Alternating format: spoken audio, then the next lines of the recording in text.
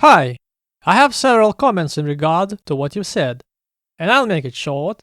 Before that, an excerpt for fuller context. Right? It makes a lot of sense to have like driver's licenses because look, like driving is very, very dangerous.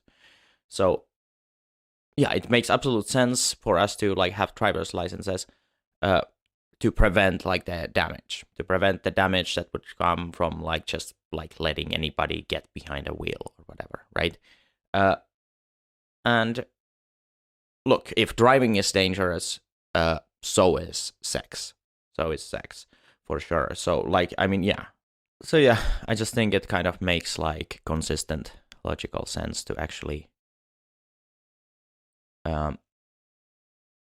have this licensing practice in place for like before a given person is allowed to have sex.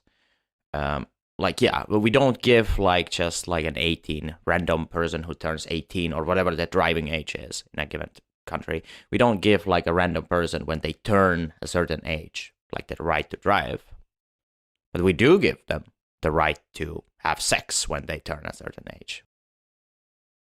I won't be making a specific case for any approach, nor has he, as I understood, but I am interested in pointing out what I think is flawed in Fintronaut's approach.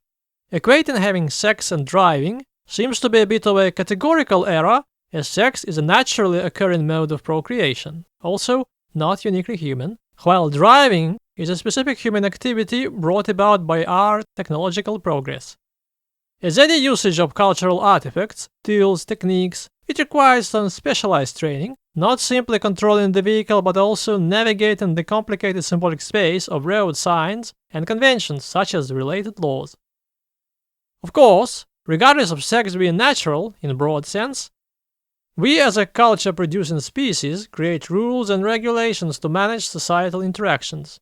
We impose them on our basic natural activities too: eating, removing bodily waste products, having sex. They become clad in a complicated network of social norms and ritualistic behavior. You mentioned that currently we give away the sexual license to people simply based on their lawfully coming of age. I'd like to note that younger people having sex within their own age group is either not criminal or is treated as a minor offense and not been waived. Did not check all the laws everywhere though.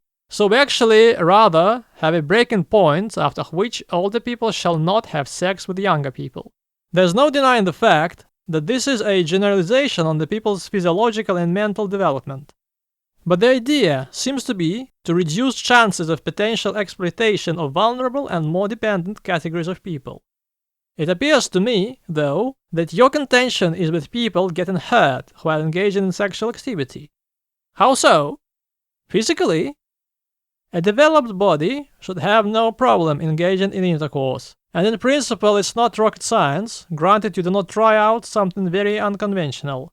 Mentally, that's an important aspect, which I am not sure is that easy to assess. You might be able to spot a person who is incapable of fully consenting, but a nuanced individual psychological assessment might be problematic.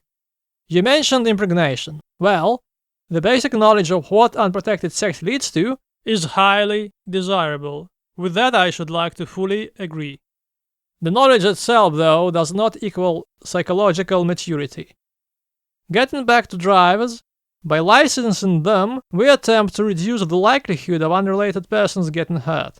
Within the context of a consented sexual act, the hypothetical hurt is limited to the engaging parties. So now it becomes a question of boundaries.